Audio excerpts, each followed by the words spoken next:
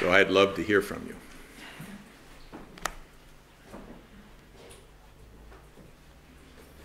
Yeah. I have a question. You just said that Obama had to be removed because he would never allow the Glass-Steagall law. Does he have that kind of power if there's a majority? A majority is not enough. The way the U.S. system works is that if the Congress passes something by a majority in both houses, then the president has the right to veto. And the Congress can override the veto, but it must do so with 2/3. So it's possible to implement it without Obama's support. And in fact, if we make it happen, if we were to bring about a passage of Glass-Steagall now or next year, then the momentum would be such in making this happen that even if he vetoed it, we could probably override it and implement it. So it's important that people understand that Obama will do everything in his power to stop this. He already is doing everything he can. He stopped it in the last year when we could have passed it back in 2010, excuse me, before the last election in 2010. We had the bill on the floor. It could have been passed right then. But Obama and his people, Geithner and Bernanke, were in there with guns to the heads of the Congress, you know, don't you dare. And the leadership of the parties are corrupt. They're owned by Wall Street. And they wouldn't allow the bill to come forward. The situation is far, far more serious now. And we think that this could, in fact, be put through now. And we don't want to wait till January, because God knows what's going to happen between now and January when the new Congress comes in. I mean, we're very, very close to this war. And we have to act now in a way to do what's necessary to prevent that war, which is not just diplomacy. They're very, you know, Denmark is famous for being for peace. They believe in diplomatic solutions to problems. They don't want war, and they want a diplomatic solution. But if you don't understand that there is no diplomatic solution other than development, there's no way to have a diplomatic solution to any problem in the Middle East or between Russia and the United States or any other conflict unless it's based on the idea of development. Then both sides have a common interest in sustaining the peace. That's why our conference was focused on this new great development plan for the Middle East. It's not new for us. We had back in the 1970s and 80s something called the Oasis Plan, which was for the development of the Middle East, water, resources, industry, using the Israeli scientific and engineering skills and the Palestinian skilled workforce to work together to green the desert. It would have stopped the war. The Oslo Accord, what year was that? 93? It was the right idea. It was done behind the backs of the British by meeting in Oslo. And it was the right idea, which was development. But at the time, LaRouche said, get the tractors rolling today. Get the tractors on the ground now. But instead, they capitulated to the idea that we should put this in the hands of the IMF and the World Bank to oversee the development. And of course, they said, well, you have to get your finances in order first. And then we'll talk about giving you some money for development. Well, that was a guarantee that it would not work, because you can't have a peaceful development and a solution of monetary problems unless you have development. That's what defines the common interests of mankind.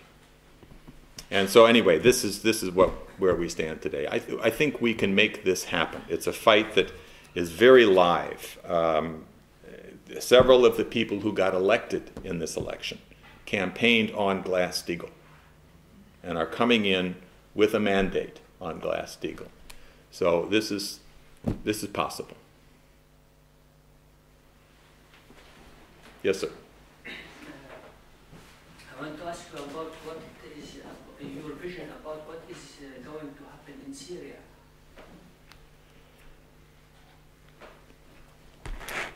Well, as I said just now, no one can deny any longer that the opposition is dominated by Al-Qaeda. At first, you could argue that the actual opposition to Assad was the main force. Certainly when it was still peaceful, it was largely people who actually opposed Assad for various reasons. Now, that's not true. The actual opposition was defeated militarily by Assad. But what we now know has happened is that Al-Qaeda from Iraq, Al-Qaeda from Libya, and from other places have been moved into Syria, that they are being supported by Saudi Arabia and Qatar with arms as well as money. And that, of course, the British know this. So all of the talk about we want to help the non-Al-Qaeda opposition is a total lie, absolute lie. They know full well that they're supporting Al-Qaeda. And while Obama you could say he's just stupid, which is true, but the British are not stupid in that way. They know full well that what is being done to Syria is what was done to Libya, to create chaos. The end result is not democracy. The end result is chaos. Look at Iraq. Iraq is now in full-scale war. Look at Afghanistan. We're about to turn Afghanistan back to the Taliban that we supposedly fought. Right? What was the purpose of the Afghan war? Well, under the Taliban, as bad as they are in many ways, they had almost eliminated drug production in Afghanistan. Almost eliminated. And this was a big danger to the British banks because Myanmar also was beginning to eliminate its drug production. They were running out of drugs. They were running out of their opium. So we invaded Afghanistan. Helmand province, the center of the drug production, was turned over to the British Army. And within 2 years, that area of Afghanistan was producing more opium per year than had ever been produced in the world in a single year. And it continues today. Much of it going to Russia. Mr. Viktor Ivanov, the Russian drug czar, has described this as the second British opium war against Russia, just like the opium war against China. So, Syria.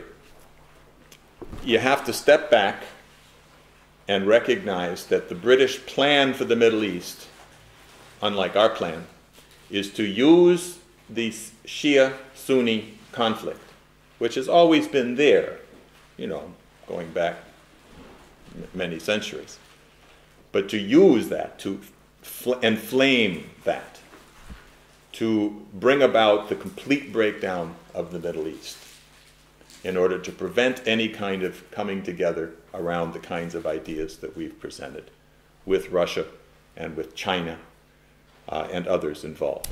And remember, China is now investing all over Africa and the Middle East.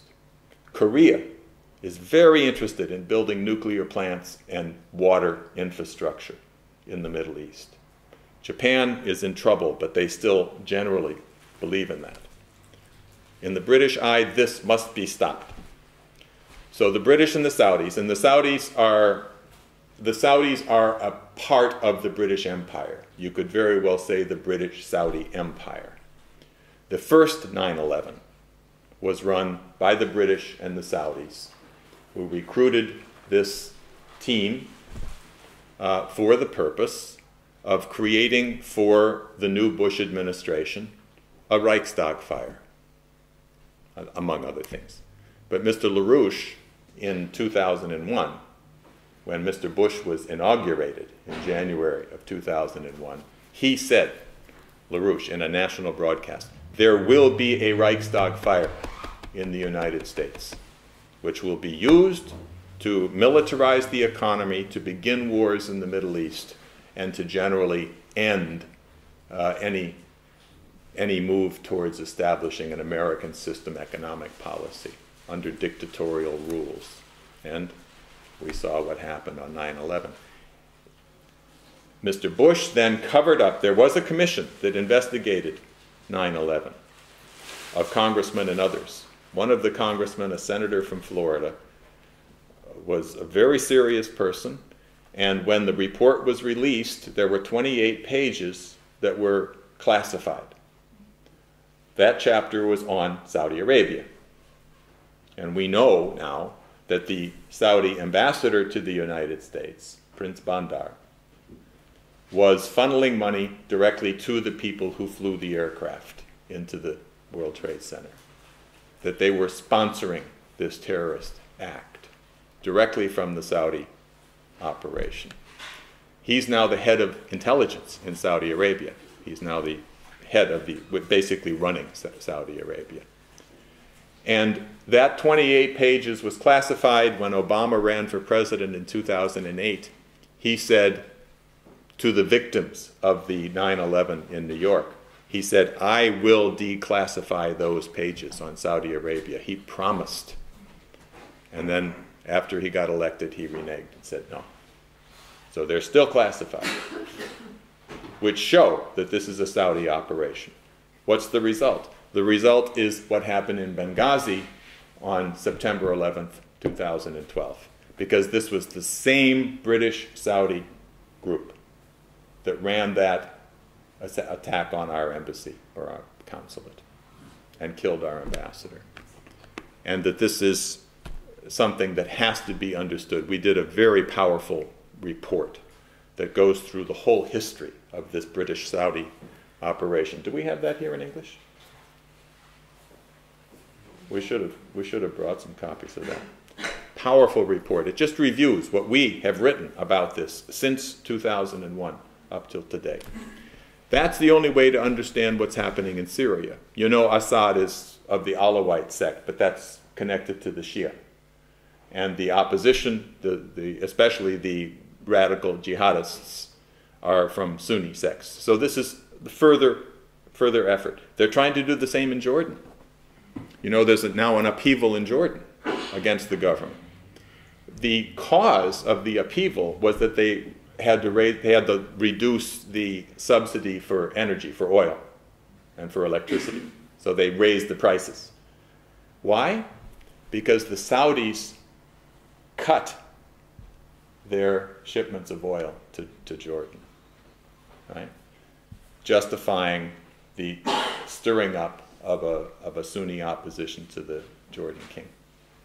Now that was partially or potentially resolved just yesterday when Iran offered to send free oil to Jordan during this crisis.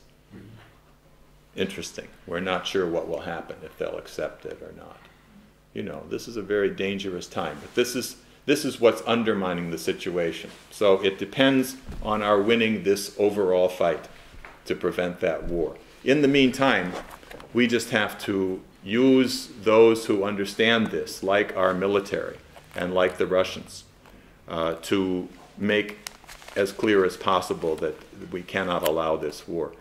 I would say that, in fact, the Syrian war has been won by Assad to a certain extent.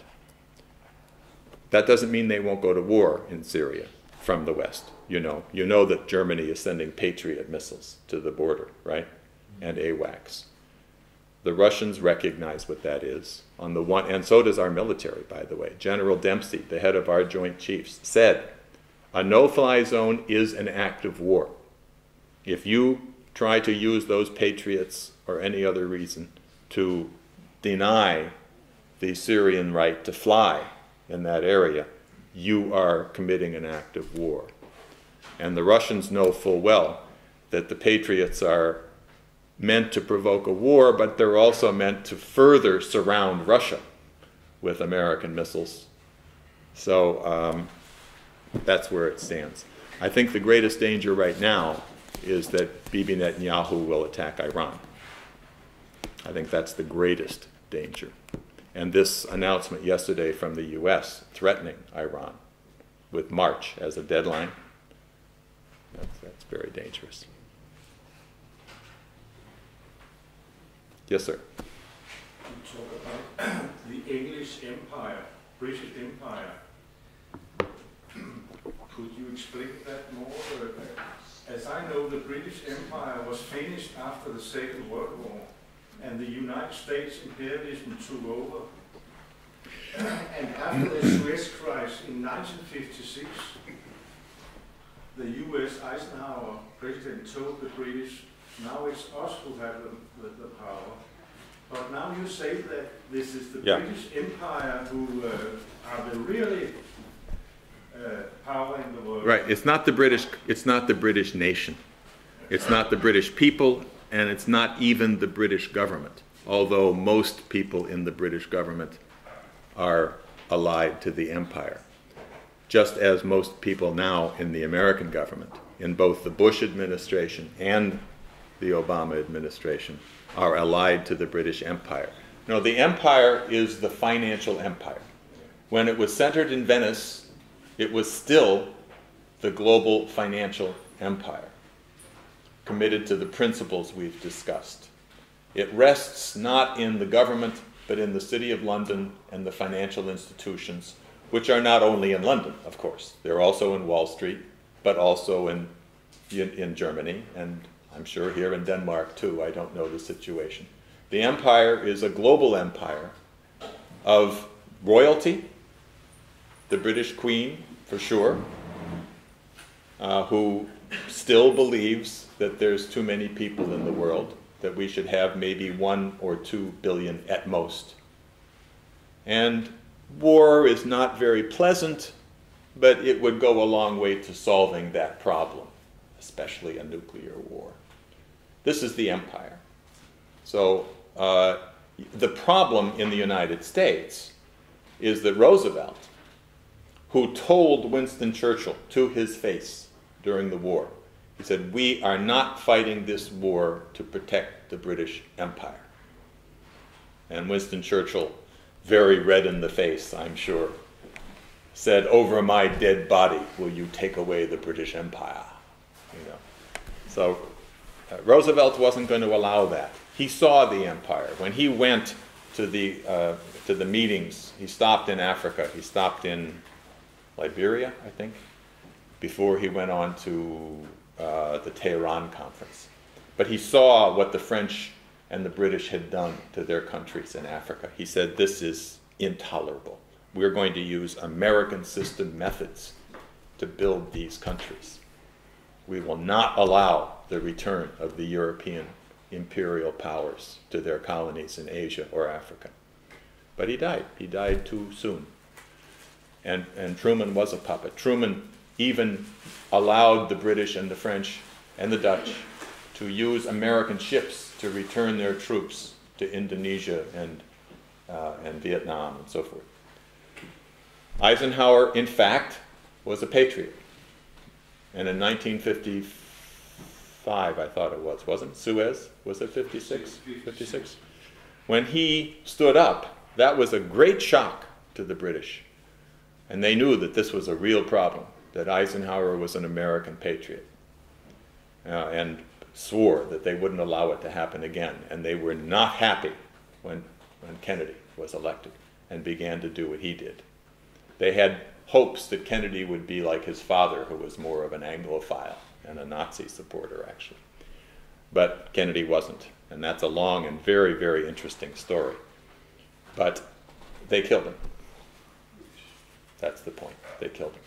Anybody who stood up against America becoming part of the empire was killed. But the British Empire, as you call it, have plans against Russia today? Yes, absolutely. What are these plans? Well, let's look at what happened in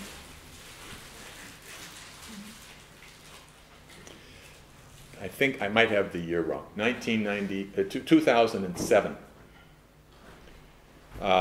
Putin and his railroad czar, the head of the national railroad program, a man named Yakunin, a very, very good person and probably Putin's closest personal friend, represent one faction in Russia who want to use the oil wealth and generally to build Russia's economy, to use infrastructure, especially railroads, new cities, to rebuild the Trans-Siberian Railroad, the first Iron Silk Road, but also to extend that railroad up to the far tip of Siberia at the Bering Strait, and to build a tunnel under the Bering Strait to Alaska, to unite the United States and Russia physically by rail. In 2007, Mr. Putin organized a big conference in Beijing on building the Bering Strait tunnel, and Mr. LaRouche was called upon to give a keynote speech to that conference. And both he and Putin and others, Yakunin, said, this is a war avoidance policy. This is the way to avoid war, is by joint development, where the mutual self-interest of both sides is located in working together on developing the great Russian Far East, which is very rich in resources, but there's no people and there's no development. And it won't be developed until we use our technology to build cities in areas that are not so habitable. But then we can begin to exploit the resources and expand mankind into that region. We can prepare to develop the Arctic. We can prepare to develop the moon by these means. On the other hand, in Russia, you have people trained by Margaret Thatcher who argue that Russia should become a financial center, that they should work with the European Central Bank, that they should not waste money on development, and so forth and so on. Assets of the British Empire. So the British policy is, like Obama's, we don't want war with Russia. Oh, of course not. We're against war. Tony Blair, who was the special agent for the Middle East, says, oh, we don't want war in the Middle East. Heaven forbid. We want peace. We are men of peace from England. Huh? We're for peace. Now, how can we have peace? Well, these countries must give up their sovereignty and stop thinking of their own interests and join with us in what we say, whatever it is. And if they don't, kill them. Remember how we had the Iraq War. Tony Blair personally put together the lying dossier about Saddam Hussein's nuclear weapons, which he knew did not exist. Right? How did the war in Libya happen? Tony Blair and his puppet, Obama, were told Gaddafi is a tyrant, he must be murdered. And they tricked Russia and China. Told them, oh, we just want to protect civilians. We just want to protect the right to protect, the need for us to protect these poor civilians against Gaddafi's armies. And that's all we're going to do. We promise. And China and Russia said, okay, we will not veto, and allowed that to start. And the day it was passed, the day Obama began saying, we now have the approval of the international community to destroy Gaddafi. Regime change, regime change, regime change. And the Russians said, that's not what we agreed to. But it didn't matter. They just proceeded. So the Russians are saying now, we are not going to be tricked again. And they say those words. They say, we will not be tricked again. We are not going to approve of Syria. What Obama said yesterday was, in March, if Iran has not capitulated to giving up and allowing the takeover, really, of their nuclear program, then they will take it to the Security Council, where they got sanctions before, but not military. But Russia and China will not allow that. Does that matter?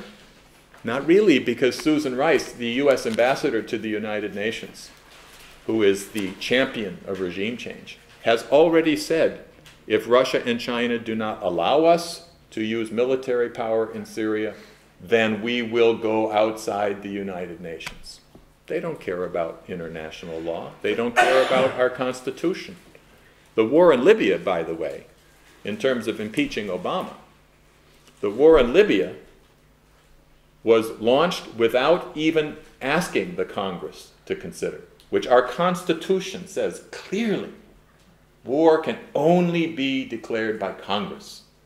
And even Bush, when he went to Iraq, came to the Congress and he used nasty methods, but he got the Congress to approve it. Obama said, I don't need the Congress's approval. We're not sending our troops. We're only killing people from the air. So it's not really a war.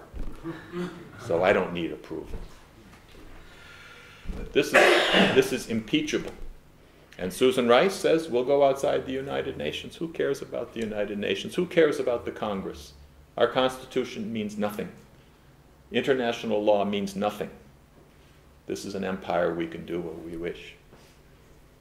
So they don't want a war. But just like Obama said, it's not our best choice, but we'll have to do it. That's what the British say about Russia. They think it would be better if Russia would just sit back and say, go ahead, do what you want. But they won't. So they are willing to risk nuclear war, and in fact, we're very close. Much closer than at the Cuban Missile Crisis. Very close. The Russians say so, over and over. Mr. Putin himself, Mr. Medvedev, Makarov, the head of their military, till recently, these people have said that regime change at will in the Middle East, combined with the ABM systems being set up on the border, these will bring about a war. And Mr. Medvedev said, I don't want to scare you, but it could be nuclear. Do we listen? We better. Yes, sir. I want to ask about the financial system and the change. You mentioned passing a bill that you already prepared. And can you tell me a little bit more about this? Is it the end of the central banking as we know it today? Yes. With the private shareholders, government control, and return to gold standard?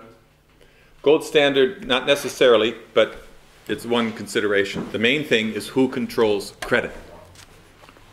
And at this point, against our Constitution, which says only the Congress has power over the issuance of currency. That's in our Constitution. But under Woodrow Wilson, another British puppet president in the United States, we established the Federal Reserve, which is like the European central banks. It's run almost entirely by private banks. It's a private institution. And you hear all the time the importance of the separation, the independence of the Fed. This is like a phrase that everybody's supposed to bow down. The independence of the Fed. The government should not interfere in the role of the Federal Reserve. You know? Why not? Why should a private group of bankers have power over our economy? It's not our Constitution. It's illegal. It's against the law. So Roosevelt did not have the power, Franklin Roosevelt, in 1933. He came in 1933. Same time Hitler was coming to power in Germany. He became president, and he knew that we were going to have a war with these fascists. He also knew the British put Hitler in power. He knew this. So the first thing he did on the first day was he shut down the entire banking system. He called it a banking holiday. He did not have the power to eliminate the Federal Reserve. There was great opposition in the other parties to that. So he did it as best he could. He shut down the banks. He told them they could not open again unless they could eliminate the speculative debt. And if they could eliminate the speculative debt, then the U.S. would come in, the government would come in and help with new credit, but it would not be used to finance bad speculation. It could only be used with strings, which were, this must go into increasing the productivity of our nation through industry, agriculture, schools, hospitals, things needed to help the population. And in this way, he saved the real banking system from the speculators. And then he passed a bill called Glass-Steagall. Do you know what Glass-Steagall is? Do you know that? Not exactly. It's just the name of two people in the Congress, Glass and Steagall. But the bill said that we, the government, will guarantee commercial banks. And if they get in trouble, we will help them. And we will guarantee the depositors. If the bank collapses, we will pay the depositors for the money they had in the bank. But they must not participate in any speculation. No stocks and bonds, no insurance, no derivatives. They're absolutely forbidden to use depositors' money. What's Fannie Mae or Freddie? Fannie Mae and Freddie Mac. Where one of those banks was formed. Was it in connection with this? It was a little bit later, but yes. A little bit later. Yeah, but it got changed too. It ended up becoming an issuer of derivatives. Even later than the 70s. Well, maybe. I don't know the history of that. At some point, at least by the 90s, they became a speculative bank. They were not allowed to do that at first. But the main thing here, so you understand, what's being proposed in a restoration of Glass-Steagall is that we do what Roosevelt did. We go into the banking system and we say the investment banks must go back to being investment banks. Because you know they're not called investment banks anymore. We allowed Goldman Sachs to become a bank, even though it's not. But we call them a bank so they can get bailout money. When Glass-Steagall was taken down in 1999, the investment banks and the commercial banks merged at the top, the big banks. They just took over banks, and they became one thing. If we now impose Glass-Steagall, you go into a bank, you take their assets, and you say, this is real. This was an investment in a factory or a home or something real. This was speculation, derivatives, stocks and bonds, and so forth. That goes back to the investment bank. And if they can survive, okay. But if they don't get a penny from the government. The commercial banks will be there, they'll be solid, or if they don't collapse. If they stay up, we will then help them with new credits through the creditary system that I described, from the government, not from the Federal Reserve, issuing new currency from the government through the banking system with connections, ties, direction. It must go. You must lend into these things that are needed by the population.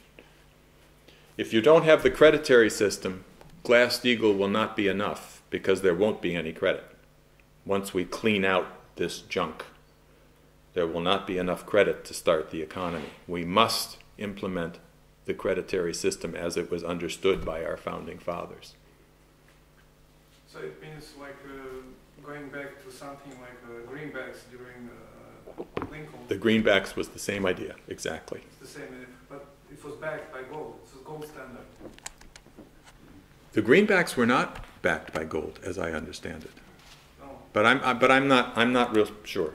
I'm not real sure. We generally had a gold standard, but I don't know. Until breakdown In 71. No, before when the gold was prohibited and silver was taken out, and the big crash in 2020s. I don't remember the year. Yeah, I'm afraid I don't know the background to that real well. I know a lot of people want a gold standard because they think that will make the currency real.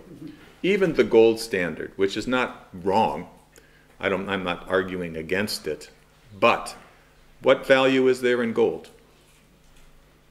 No, it's just the way I understand it means it's a way to regulate, prevent control. speculation. Yeah. Because the fiat money is, you can do whatever you want. You can Yeah. just print it. You cannot.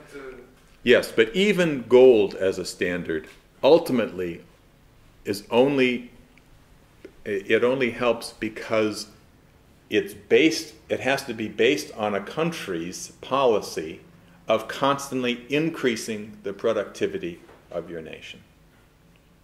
So that what gives the dollar value after World War II was not gold. It was that we had built the most productive machine the world had ever known. That we had a tremendous productive potential in industry, agriculture, infrastructure, schools, hospitals. We had a powerful economy which gave value to the dollar. Now you might say the dollar means this much in gold and so forth, but it was the productive capacity that made that true. Why did it fall apart in 1971? Did we have not enough gold? No.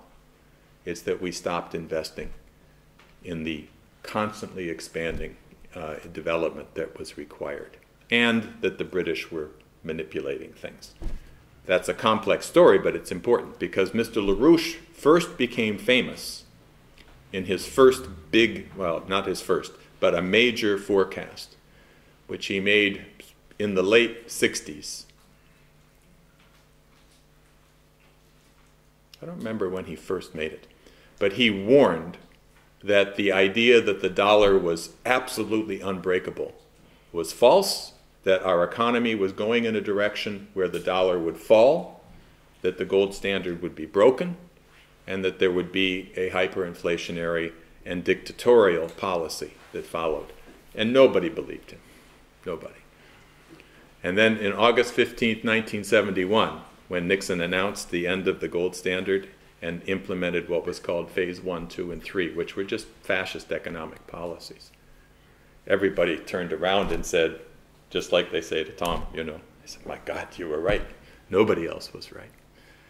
So at that time, they agreed to put up one of their leading economists, a man named Abba Lerner, one of the leading advocates of British economic policy, to debate LaRouche.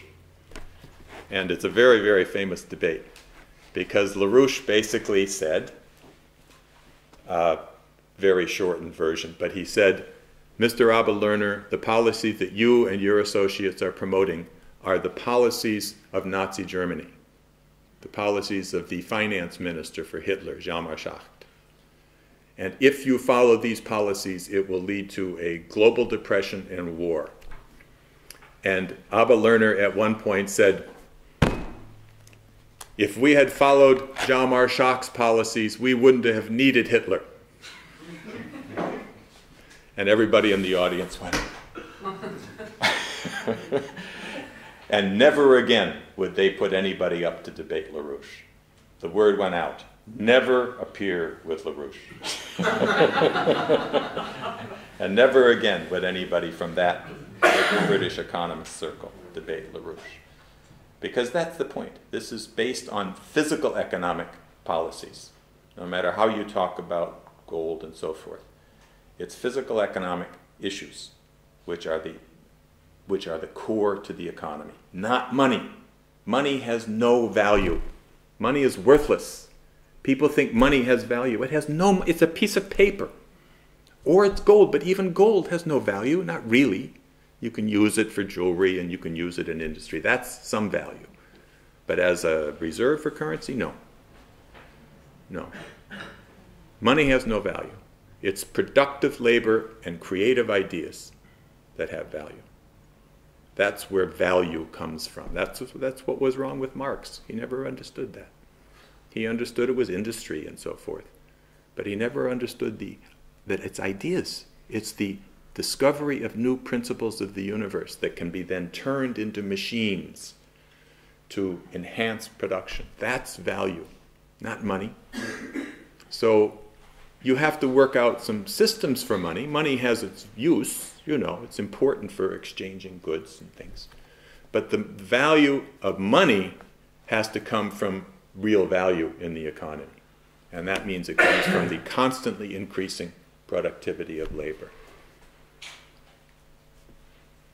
I might add there, in 1971, when the Bretton Woods system collapsed, and LaRouche had made this warning across all the universities, and the early members of organization were saying this. Then what had happened there was a whole lot of people who said, okay, now I'm going to join. Yeah, like me. 1971. Yeah. And now we have to really seize that potential out there of people who either that they had known about our warnings or that we simply informed them that we have been warning about this.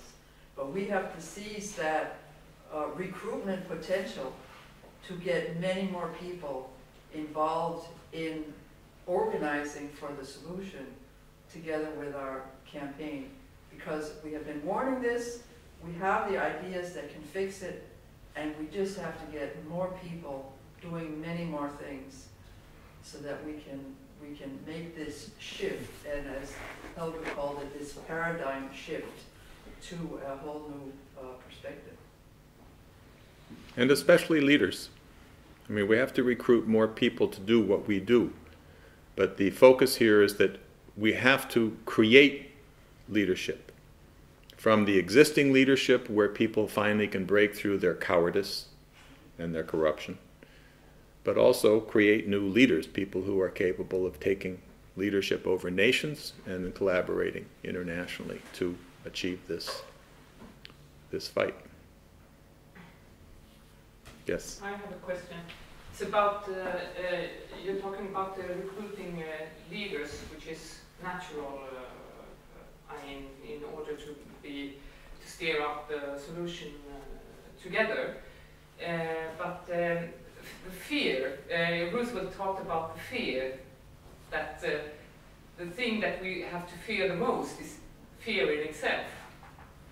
And isn't the fear the barrier of, how do you say, of really being a leader and not living in the shadow, so to say? Yeah, I And agree. How do you overcome fear? How do you work with fear? I'd say there's two answers, just on a practical level. If you take the United States, the Congress depends entirely on Wall Street because it costs huge amount of money to get elected now in America. You have to spend millions of dollars, even for a congressional race. You can't win if you don't have millions of dollars to be on TV and so forth. So they become totally corrupted. Maybe not by money in the pocket, that sometimes too, but just corrupted in the sense that they depend on Wall Street to be able to run a campaign. So they therefore also become cowardly, because if they advocate Glass-Steagall, Wall Street will say, you know, you're in trouble. Look what happened to Romney. I'll give you this example. I don't know if you all watched the election, the debates. What happened? There were 3 debates between Obama and Romney. In the first debate, to everybody's surprise, partially to our surprise too, we knew we had friends in the Republican side who were trying to advise Romney. But he's not a smart guy, and he's mostly part of Wall Street. But they were trying. So in the first debate, Romney did 2 things that shocked everybody. One, he said that the so-called Dodd-Frank bill, a bill that Obama rammed through the Congress, which he called a regulation of Wall Street. In fact, it was a bill passed only to prevent Glass-Steagall and allowing the complete continuation of derivatives, just with a few little changes. It was a complete agreement that we should continue providing trillions of dollars, especially to the big banks, with no strings, that they could continue. And in fact, that's what happened. After the big crash in 2007 and 2008, much of this money, they lost a lot of money, but we pumped money in, and what did they do with the money? They went out and bought more derivatives and did more speculation against foreign currencies. They created a new bubble, which is now much bigger than in 2007. So Romney said in the first debate that he was against Dodd-Frank, not because it was too much regulation, but because it was a blank check to the big banks. And Obama said, "What? You're telling the truth? I can't answer that. That's truth. We can't discuss that. We had a fixed debate between you're for banks and I'm for the people. Come on, let's stick to that." And then Romney said, I'm against the health bill, the Obama health bill. And Obama was saying, "You're against the health bill. I'm for the health bill because I care about people." And Romney said, "Well, I'm against the health bill because it sets up a committee of people, unelected, who will have the power to decide who gets health care and who doesn't based on monetary concerns." Now, most of you remember that when Obama pushed his health bill, we said that it's a thing called the Independent Price Advisory Board, IPAB. We said this is Hitler's Tiergartenvieh policy. This is Nazi genocide. This is a policy that says we will assign a dollar value to life. And if you don't meet that dollar value because you're too old and can't contribute to society, or if you've had cancer before and you're getting it again, forget it. Kill them. It's Nazi economics. That's when we put the mustache. It was because of that Nazi, the Hitler mustache on Obama, right? So here's Romney. Not the whole truth, but a little truth. And Obama just fell apart. The next morning, all the headlines were, Obama didn't show up. What? Obama fell apart. Obama didn't know what to say. They didn't say in the reporting that it was because he went after the blank check or the Hitler health program. They just said Obama wasn't prepared and things like that. But it was obvious to us and to people who knew that Romney was telling the truth on something. So, second debate, he didn't repeat it. And he was supposed to go after the Benghazi story, and he didn't. Third debate, Romney not only doesn't mention those things, but he basically says, I agree with Obama on everything. But I'm a better person, so vote for me. Didn't it? Pretty much. What happened? Well, we know what happened now. I mean, we know because of our sources and so on. But Romney was told, you shut your mouth, boy. You shut your mouth. Don't you dare bring those up again. Or you're finished. You're through. And they basically threw the election to Obama right there. Anybody who thought they might have been able to use Romney as even more of a war hawk, more of a bailout Wall Street. That was it. They said, no, we're going to stick with Obama. We control him. So that was the end. I was getting at this because you were asking, how do you deal with fear? So I bring that up because, Romney capitulated to fear. He was threatened.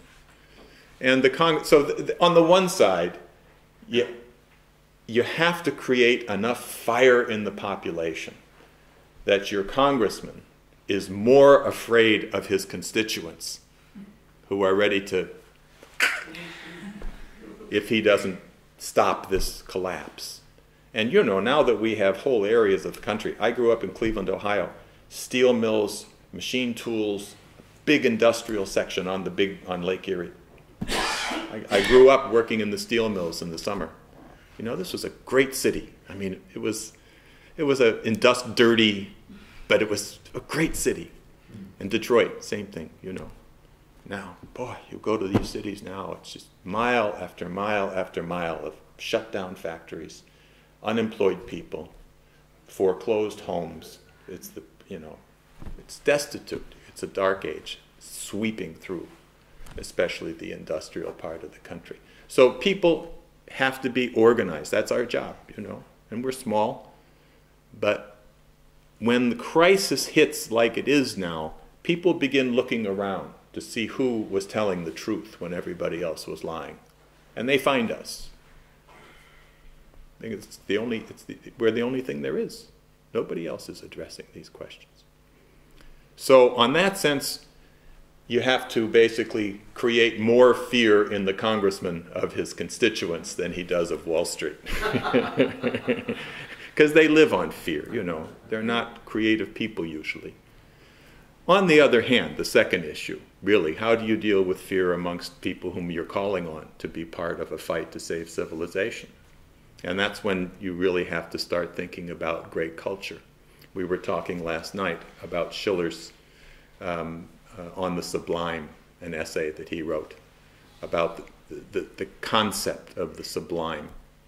And one sense of that term is that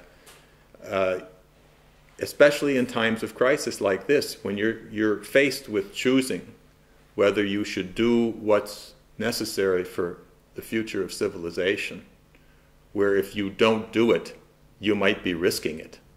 Even your one individual person's contribution could make the difference. When you face that kind of moment, but you realize that you're up against killers, you're up against people who will wage war, who will kill people. You know, I mean, Obama, every Tuesday afternoon, goes into his study with his national security advisor, John Brennan, and they sit on a list and they go through and say, who should we kill this week? Yeah, let's kill him. And then they use the drones and they take pictures. When the drones come in and they find out one of their targets is at a wedding party, so they wipe out the wedding party. And Obama watches these videos. And he takes great pleasure in watching these gross assassinations, killings. No due process, no charge, nobody to check and see if that person really is a terrorist or if he'll be with other people who are children and women. You know, over half the people killed by drones are women and children who are, yeah, I don't know if it's half, I forget the percentage. They actually know what it is. These are killers. So will they kill people in America? You're damn right they will. Do they already? Almost certainly. And I could say things about some of the people who tried to expose Obama's homosexuality when he was younger, who are dead. Several, about 6 or 8. And these kinds of things exist. So what do? Do you get scared and you say, I can't do that? Well, you know, you can say, well, it's more dangerous to get the world blown up. But people have to deal with these things. And you have to find something inside yourself which is more valuable than life. And to do that, you have to be in touch with this truth which is inscribed in our hearts. You have to find that. And you have to find it through great music, through great culture, through great scientific ideas. If you don't, if you just think, well, I'm just going to decide to be good or to be bad, it won't work. Fear will get you. You have to really commit yourself to the idea that you will learn what truth and what beauty are and experience them. And then you've got the strength to take great, great joy in doing what really brings us joy, the An die Freude that Beethoven talked about, or that Schiller talked about, actually, but Beethoven enhanced. You know, that kind of joy.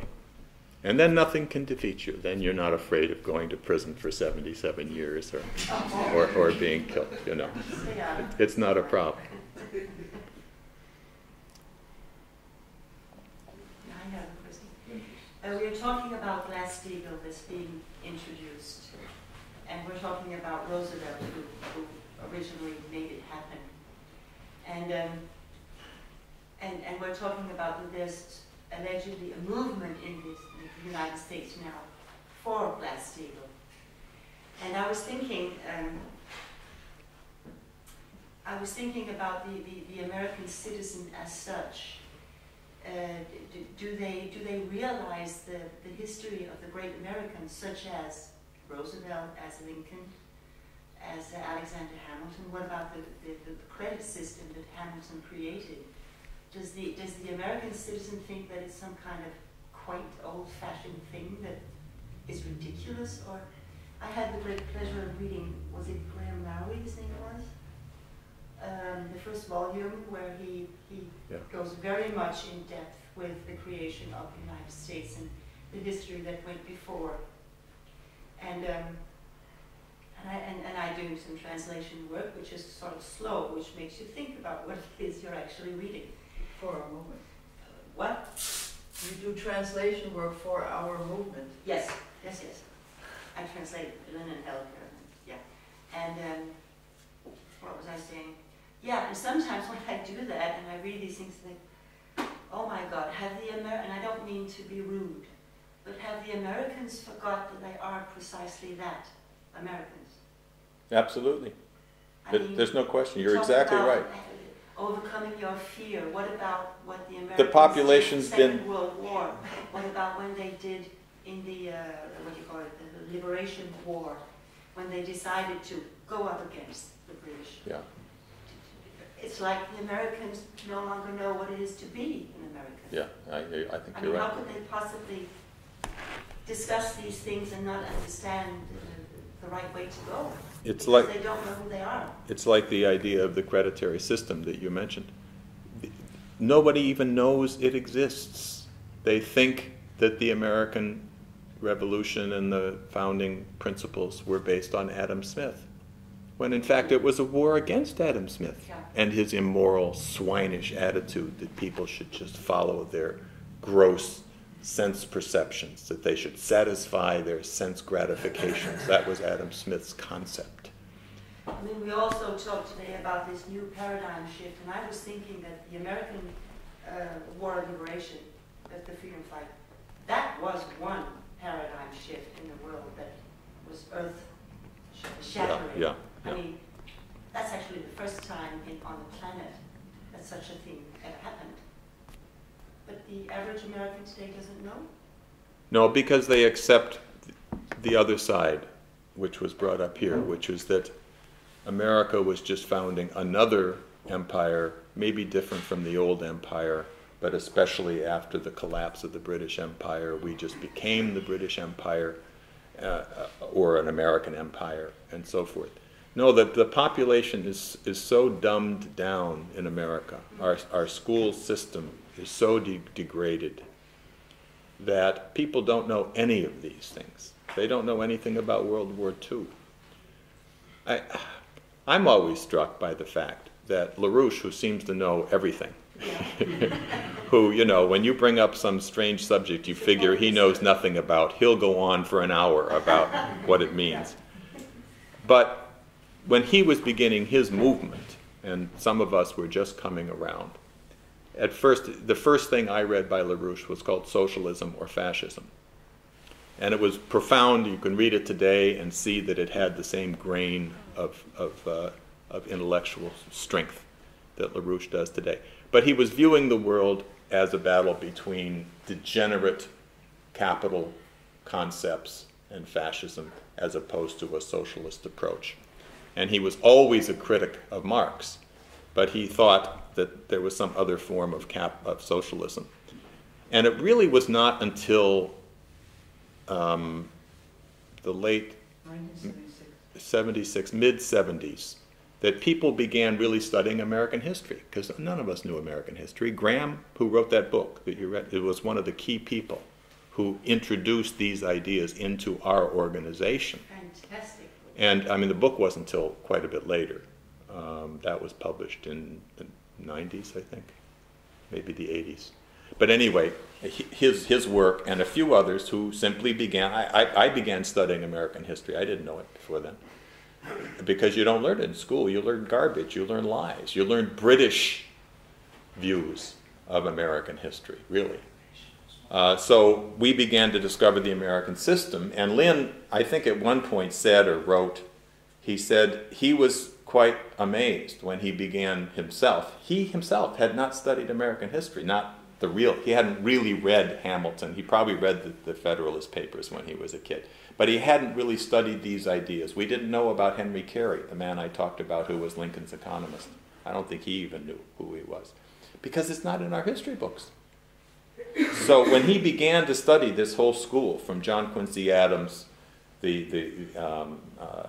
Friedrich List, and Henry Carey in this circle, he said it was like discovering a kindred spirit right here in America that he didn't really know existed. So, I mean, imagine this guy who seems to just absorb history and knowledge, without thinking. I noticed Didn't know. Yeah. that Helga, I wasn't at the conference, but I read the speech that she gave, and she quoted the Tehran Declaration, where it specifically says that it goes against imperialists and monetarists and so on. And because you said that the American person today thinks that America is just another empire, which means that they obviously don't know anything about what Roosevelt did. Exactly. And they don't know the Tehran Declaration. In fact, they denounced Those Roosevelt. were very, very sharp words. Roosevelt is still attacked today broadly as a sort of a crypto-communist or socialist. Crypto-communist. Yeah. Who uses the government to direct credit. That's communist. It's socialism, pure and simple. The only form of capitalism is Adam Smith's free market, free trade. Don't do anything, government. Let the people follow their instincts for food. I mean, he says this, Adam Smith. Follow your instincts for food, sex, and other forms of sexual gratification, and the invisible hand will then guide the country in the right direction by everybody following their sense gratification and sense certainty. That's freedom. That invisible hand before Roosevelt drove the country to. Yeah. I mean, We've it's been not that destroyed. old history. One would think that it was known what Roosevelt did for the United States and later on for the rest It's of not the world. known. It's not known at all. I don't think that the Scandinavian people do know their history either. I mean, I don't think that. We are not the United States. No, but Yes, that's, she does. seriously. Let's go ahead. Yes, please. I think now we have it's time. We have big life. People who have big, how to say, they have large responsibility. Maybe they are sitting in power like a minister, and we don't know the truth. We really don't know. A normal person don't have the knowledge how to come and to understand the system and what is the monetary system, what is how we can act in order to succeed for everyone. But we are in this time, we are our heart, they are just closing it. We come not to the truth. I mean, we are bombarded with many this society of consummations. We don't have this place to develop our talents. We don't have times to listen to the nice music. We don't have time to talk to people. We are just money, and it's capitalism, as you said, sex, sun, holiday. I mean, but we don't have time to develop ourselves. And those people who are, I think, French people for the minority systems, like Charles de Gaulle, and was against it, because he said it's not like that. We have to go. We have to develop. We have to develop those countries. He also was against. He said us to go out of Algeria. Out. We have to help people. Roosevelt was in Casablanca with how to say this English. They had been in a conference. Churchill in Casablanca in order to discuss the problem. But it's always the same thing: money. Not our shell. We have to be put together with our difference. But we have this power and this how to succeed to own all those people. Yeah. African people can be slaves, no problem. Let them. But you can also get people, because you can also think people who say, we educate the elite. I say that I have been from Africa, and we work with them, but the other, forget them. Right? They are always, always finding solution. And when you are sitting and listening to Obama, but you think it's true, it's good to make this system for health in America. We think it's good, but when we want what is the truth inside. I was happy when I read about your institution and all those things, but many person they don't know those things. You're right. They don't know. I think we have one advantage that we have. We know how terribly, terribly dumbed down. Dumbed down is a phrase we use now. I don't know if that's understood. But how stupid people have become. They've been forced to be stupid for the reasons you say. They aren't given an opportunity to know the history. They aren't given an opportunity to know great music. Instead, they're provided with noise and craziness, which is called music. You know, noise. Ugliness. People only know ugliness. Everything is ugly. So how do you deal with that? Well, many things can be said, but one advantage we have is that when this crisis hits, as it is now, when you have a Pearl Harbor moment, you know what I mean by that? Like when Pearl Harbor hit. Mr. LaRouche uses that all the time as an image because he was there. And he saw how the country was changed in an instant. And we're beginning to see that now. And the advantage we have is that even though people know nothing, they're human, and especially in a great crisis, people can learn very, very fast. They can learn entire histories that take 10 years to study in the university in 5 minutes, if we can provide the means for them to do that. And so when I said before that Mr. LaRouche always knew that everything we did as an organization was prepared for this moment, part of that was that we had to have the history, we had to have the book that Anna referred to about the real history of the American system. We had to have the book we wrote called Dope Incorporated about the use of drugs by the British in China and today and the banking system. We had to have No Limits to Growth, our book refuting the environmentalist argument that the world needs to reduce the population. We need to have all this material there. And in a very short time, people have to assimilate all of that and then go beyond. Because we must. Because we're going to collapse if we don't. But we know it can happen because people are capable of that, especially in a crisis. They're capable of that learning. And that's, that's what we have to base ourselves on. When you were speaking about this question of fear, can you just go into a little bit more personally when you were facing these charges and when you together with others, how did you deal with that? How could you draw from yourself? Well, when some of our people who were charged capitulated to fear, some of them fled or made a deal and took off.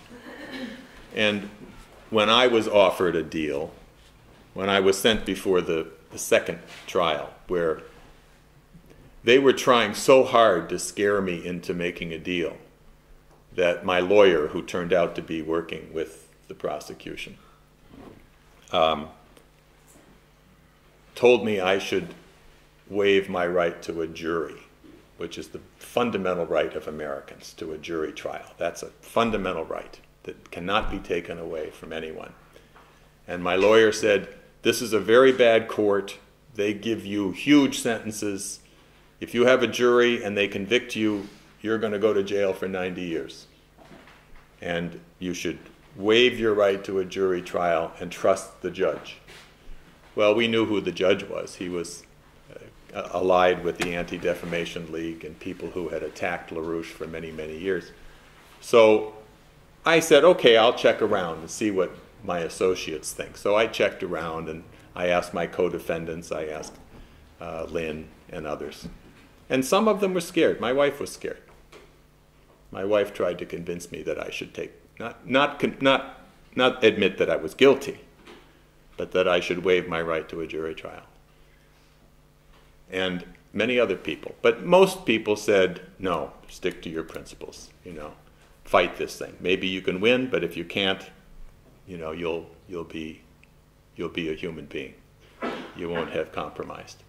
And it's true. I mean, I didn't, and I, in fact, got railroaded and so forth. I had a lawyer. If you have a chance to read my book and read about my lawyer, who tried to have me committed to an insane asylum. No, it's true. It's true. I had to take a psychiatric test to show that I wasn't insane, because he, in court, argued, yeah, this is the book. In court, he argued that I was obviously insane for insisting on the right to a jury trial, and that I was being brainwashed by LaRouche, and I should be sent to a mental institution where they could give me drugs, and this was my lawyer. And then I had to go to trial with that lawyer. The judge would not replace that lawyer when I refused, and I actually, well, that's a long story. But afterwards, there was no question. People laugh and they think I'm just joking when I say that those were the best 10 years of my life. I spent 10 years in prison. But there were a lot of very difficult things that happened during that time. But I had 10 years where I didn't have a job. I didn't have to feed myself. I didn't have to do anything but like being a monk in a monastery, and I often compared it to that. I had a 10-year vacation at a monastery. I did not have a good wine cellar, however. That would have made it perfect. But I was able to do an incredible amount of work and research, and I had this organization behind me. But I knew that I was free. There was no way they could imprison me. If I'd made a compromise or a deal, you wouldn't be free. You'd have sold your soul, So you don't make Faustian deals in life. It kills you. You're the one who suffers. You're the one who goes to hell when you make a Faustian deal. So anyway, that's the personal side. I guess that's what you meant. The other thing, I think, the other story that I've told people here and that I told our friends in Germany, and is in the book, is that when we were in prison, we formed a chorus. And there were about, I think it was 16 people who agreed to come and learn to sing. I taught singing. I conduct choruses too. And one of my co-defendants was there with me. So together we built this chorus.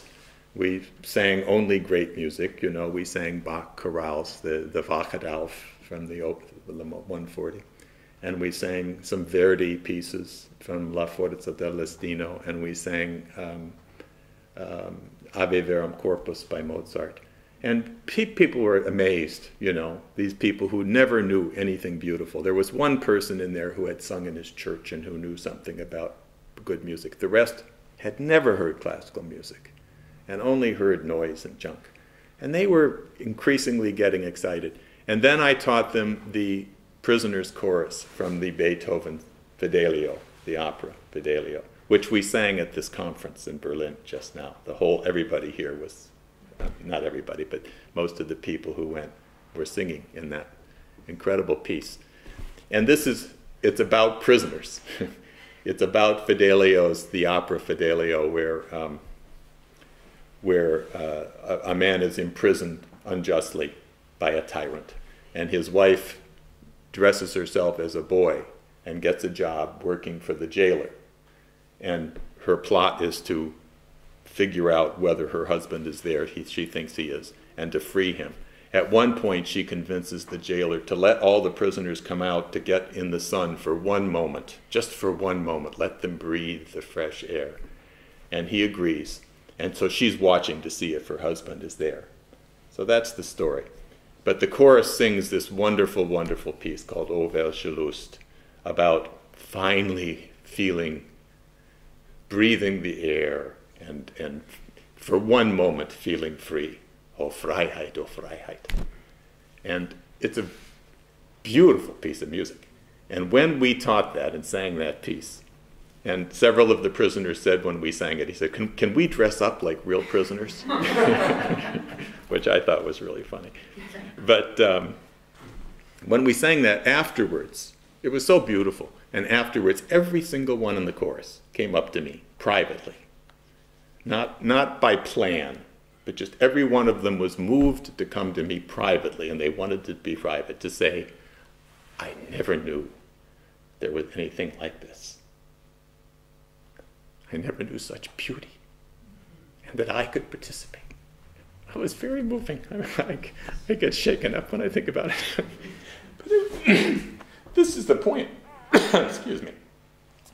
This is the point, that we can reach people. You can reach people with beauty. That it's there. It's there, available to us, even the most degenerate people in our society. They can learn, they can master these ideas quickly if we reach in for that beauty in their hearts. So we have to have that perspective, that this requires a real renaissance. Nothing but a renaissance can win this thing. There's no half measures. Sorry.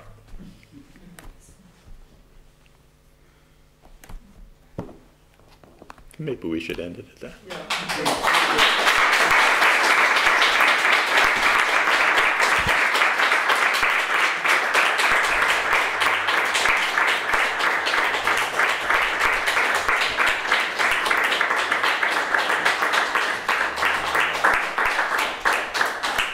We want to thank you very, very much. Thank you. And everyone should get Mike's book, as well as the other literature that we have, and really take the opportunity to join with us in whatever way that you can. We need your money, we need your time, and especially we need those hearts. So thank you all for coming. How much did you cost?